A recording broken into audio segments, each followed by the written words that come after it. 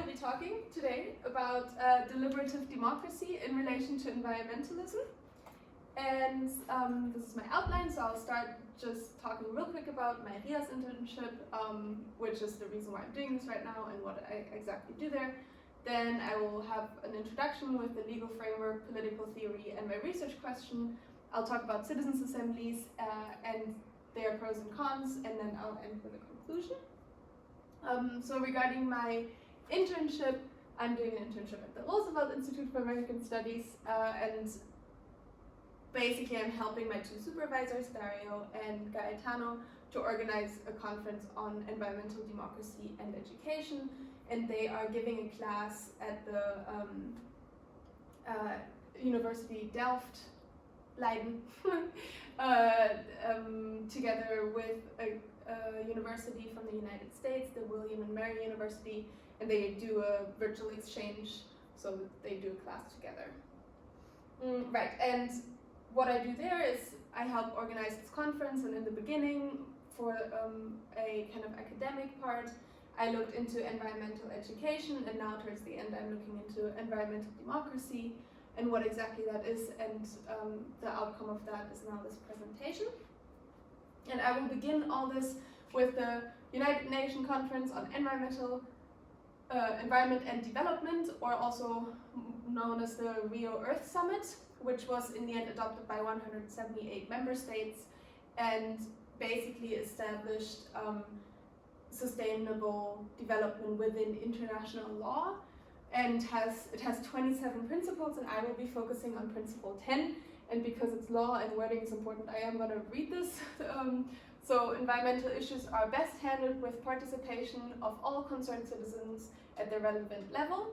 At the national level, each individual shall have appropriate access to information concerning the environment that is held by public authorities, including information on hazardous materials and activities in their communities, and the opportunity to participate in decision-making processes. And this is important, this is what I'm going to be focusing on throughout, and then it continues. States shall facilitate and encourage public awareness and participation by making information widely available. Effective access to judicial and administrative proceedings, including redress and remedy, shall be provided. That's the whole principle 10, and made easier, it basically has these three parts. One is access to information for citizens, the other is participation in policy making, and the third is access to justice. And what I find really interesting and important is that these three aspects were taken up in the Convention on Access to Information, Public Participation in Decision-Making, and Access to Justice in Environmental Matters, which is also known as the Aarhus Convention in 1998, which is from the EU. So what this does is that the 37 signing parties plus the EU, which also signed it, are taking these three principles up and turning them into a legally binding framework that also provides, which is really interesting and important, tools to check whether one's country is actually in line with these binding, with this, the outcomes of this convention. So that is kind of the legal framework, and I'll come to some political theory. There are three forms of democracy that I want to talk about real quick. These are the main forms, and you probably also know them all.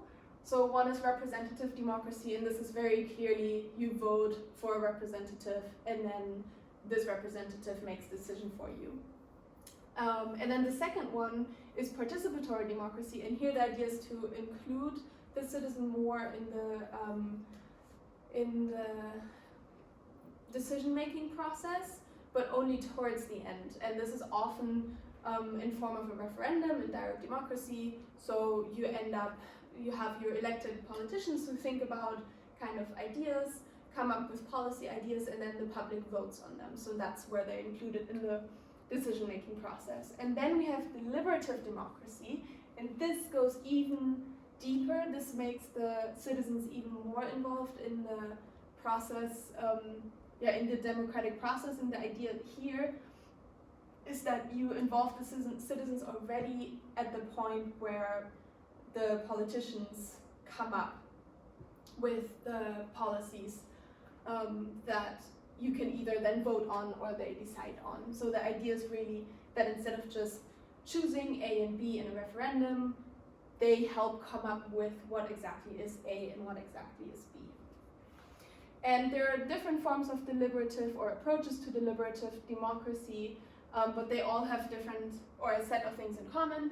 So generally, they all have a particular purpose. So you have a group of people come together for a specific purpose, and there's a clearly defined agenda. So it's very clear what they will be talking about, and then also they're informed on how the government and how the politicians, what they will do with the outcome of these meetings, and how the proceedings will be followed up upon.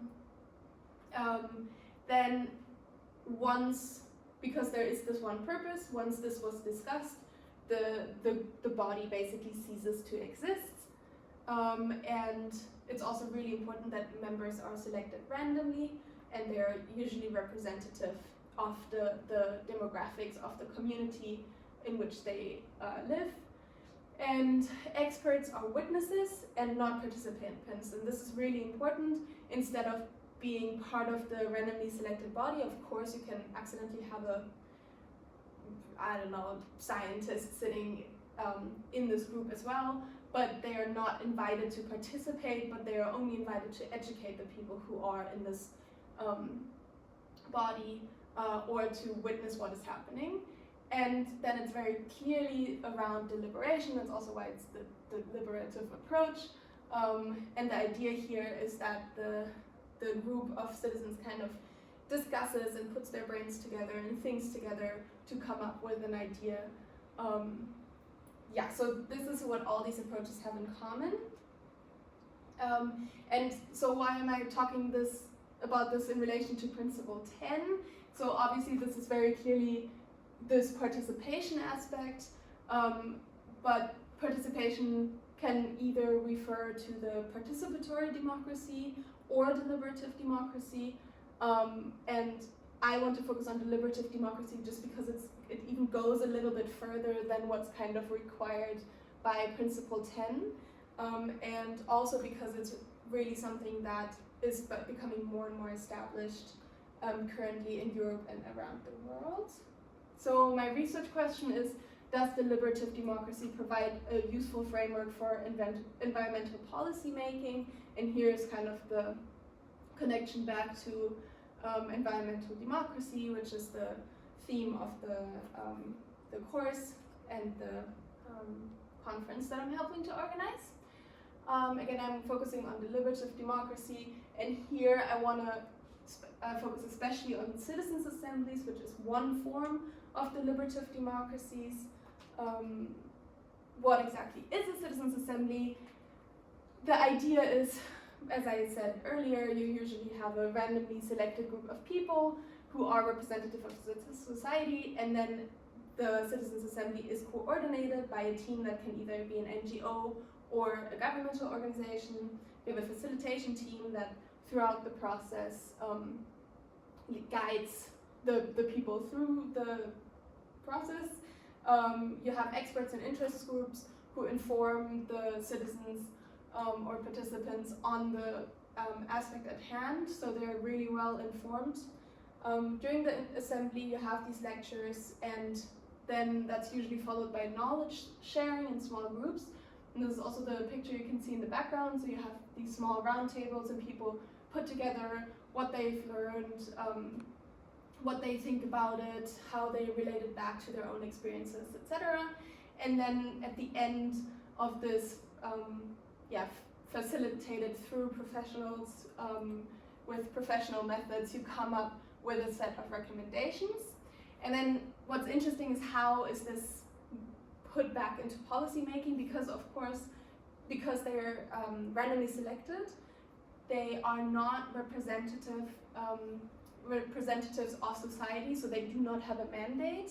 And the two things that can happen is that they have these recommendations that are then put forward to the government, and then the government kind of figures out, okay, what do we actually want to do with this? or you have if you're lucky, what can come out of this is a referendum. So that it's then put back into democratic processes, and people via direct democracy can vote on the outcomes of the citizens' assembly. And this is really clearly a growing trend, and this is only in Europe right now, and only a few examples that I want to point out.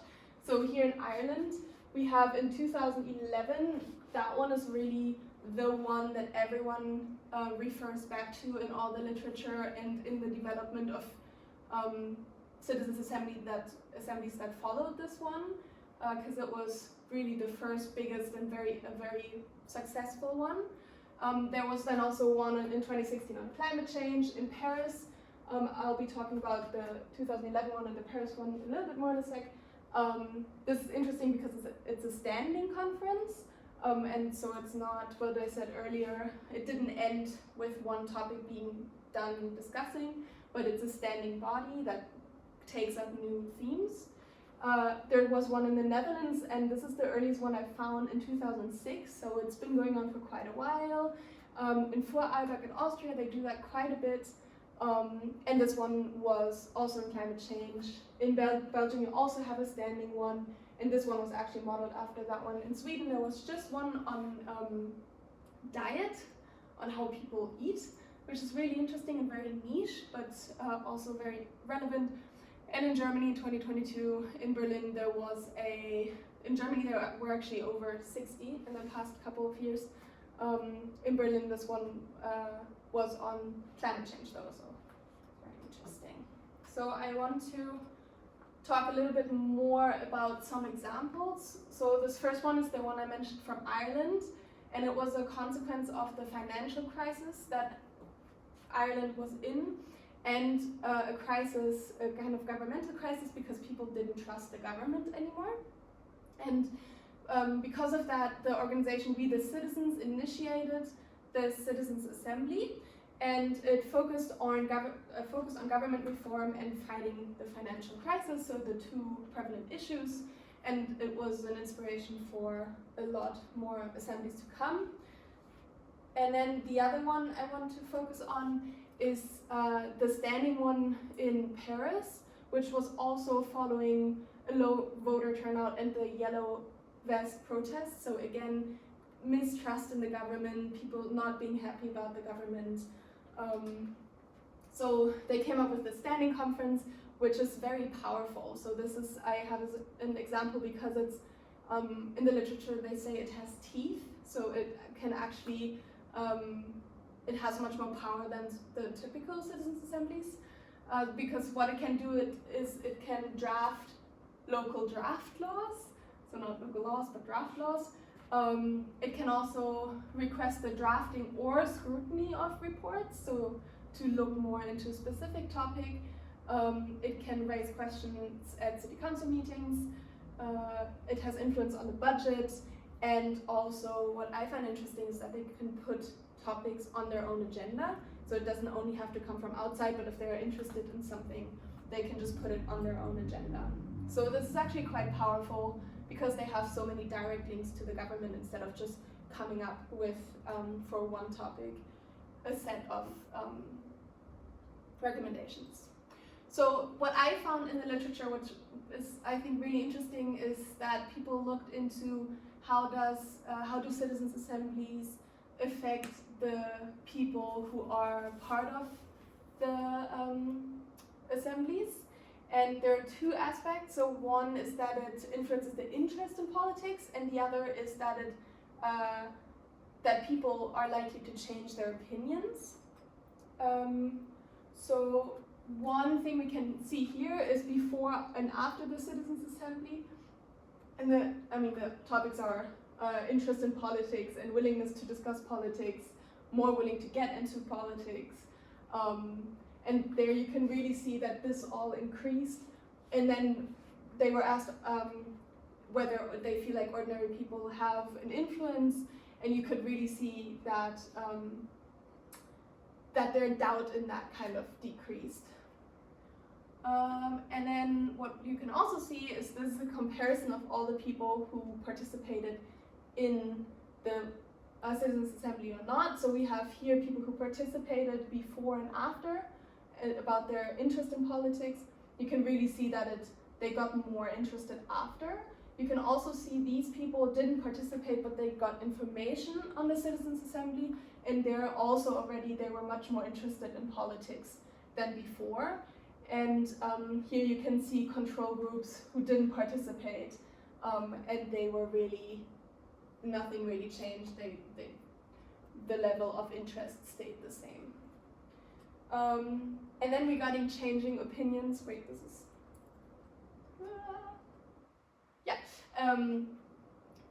changing opinions regarding like topical opinions is that you can also really see that you have pre-test and post, or pre-Citizens Assembly and post-Citizens Assembly, and you can really see that following the Citizens Assembly, people were very likely to change their minds on issues, and especially here, this I find really impressive how much it changed.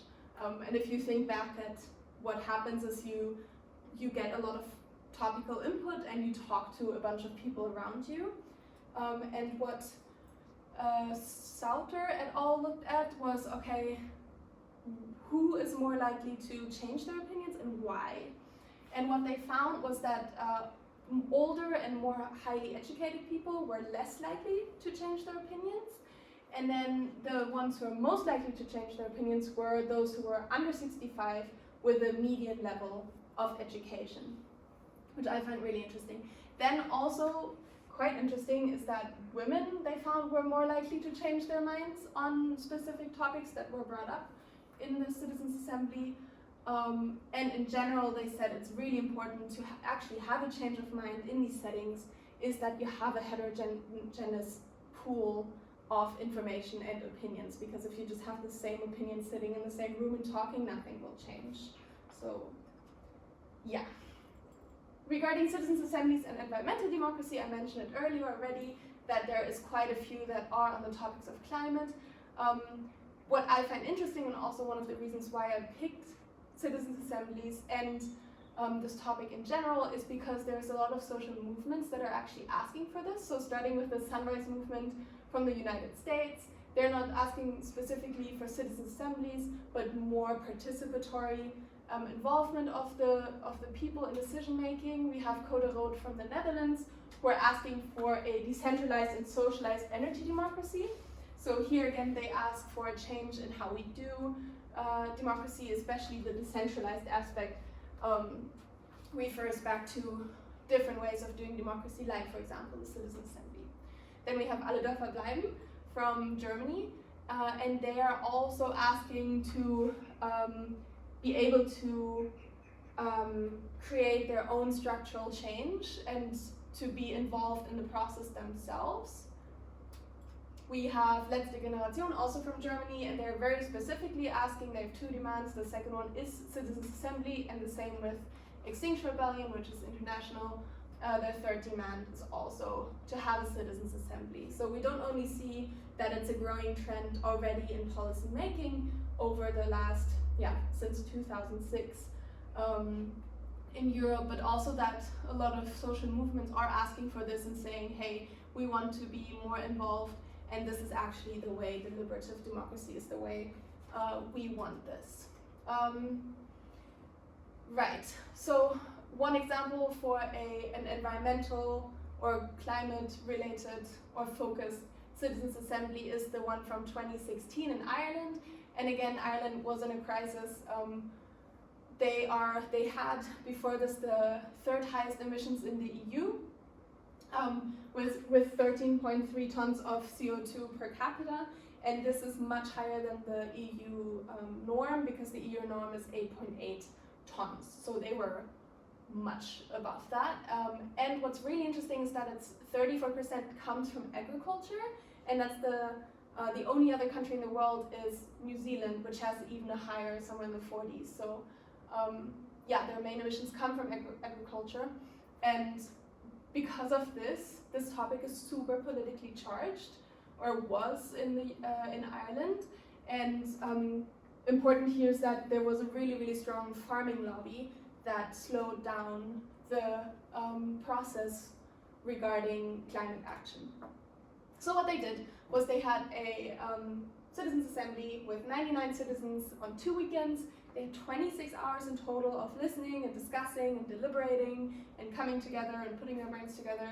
And then 15 presentations by experts, 6 presentations by individuals who are just really good at environmental action.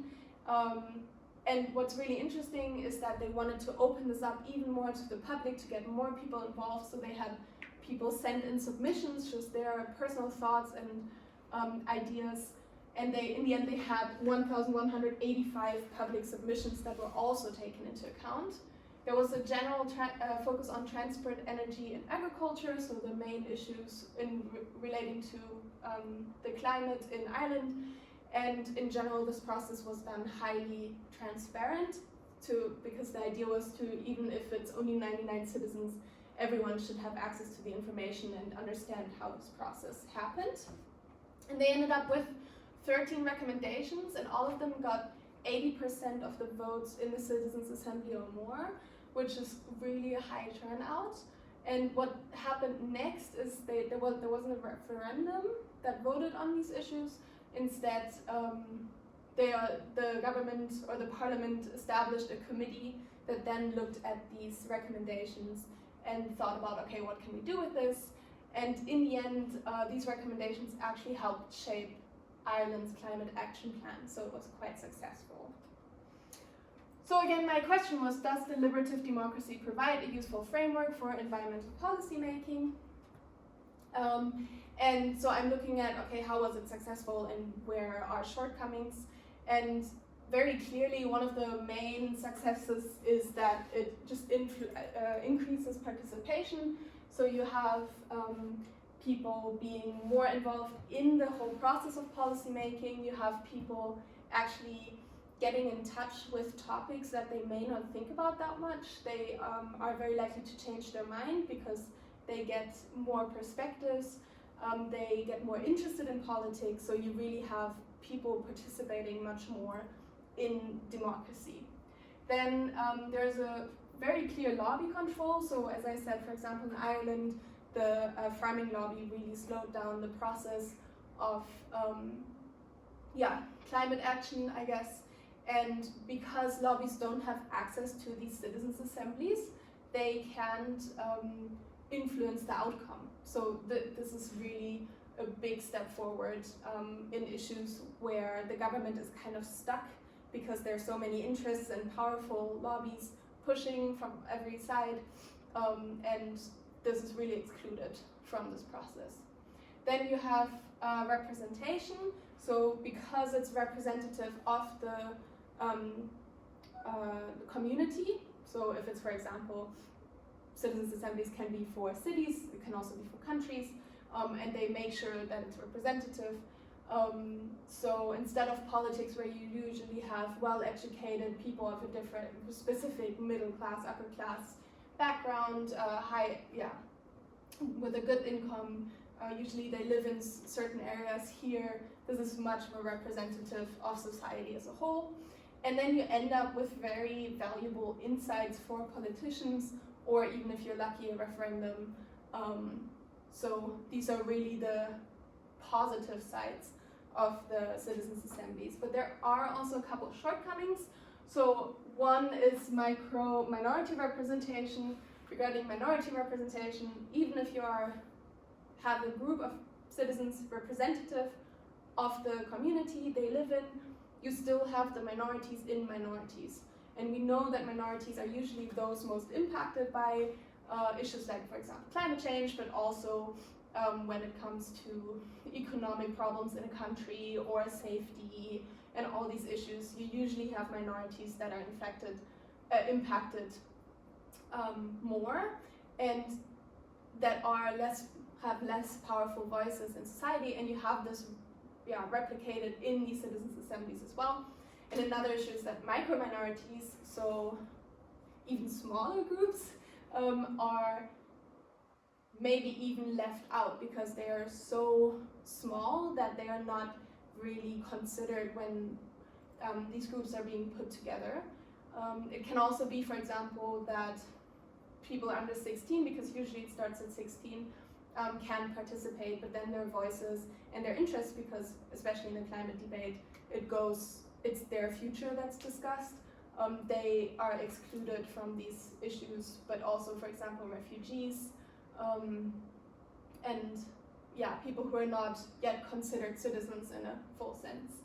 And then another issue is that it's still politics, so and still within the political system. So if you're lucky, you end up with a referendum. But one of the issues is that citizens' assemblies come up with such well thought through, thorough and complex solutions or recommendations, and it's really hard to put that into a referendum where you usually have A or B, or yes or no.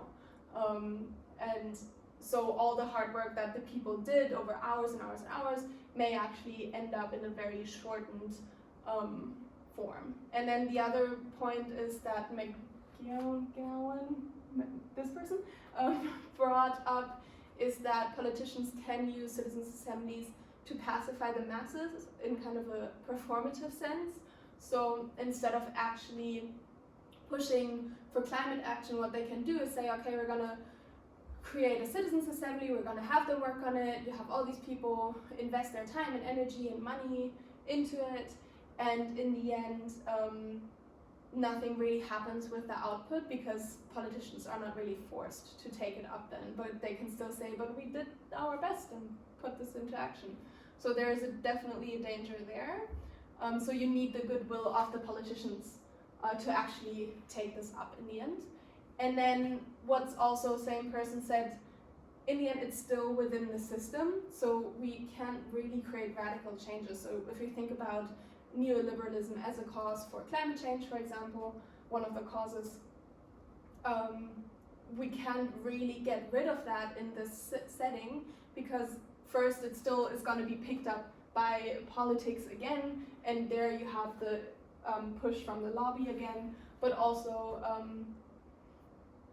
politics may just not be interested in really radical changes. And then in the end it's also clearly, as politics are, a very slow process, and especially in the climate emergency we need faster processes, and citizens' assemblies don't necessarily provide for that. So in conclusion, we see that their international treaties call for a participatory democracy, but then if we look at environmental movements, they want even more. So what they already include, the international treaties, is participatory, or maybe even further, but then the environmental movements say, okay, actually we want more. The citizens' assemblies are also very clearly on the rise, so it started quite slow in 2006 in the Netherlands, and now there's really dozens all over Europe every year. And we have seen that there are definitely pros and cons to citizens' assemblies, but very clearly it seems to be the new thing and the best we've got, because with everything else, especially with representative democracy, we've been doing that for years and it has led us to where we are. And then with participatory democracy, that we have been doing it for quite a while, but it also doesn't provide the diversity of viewpoints that something like citizens' assemblies, for example, can provide. So in conclusion, deliberative democracy is kind of the best option we've got, and the path that we should follow.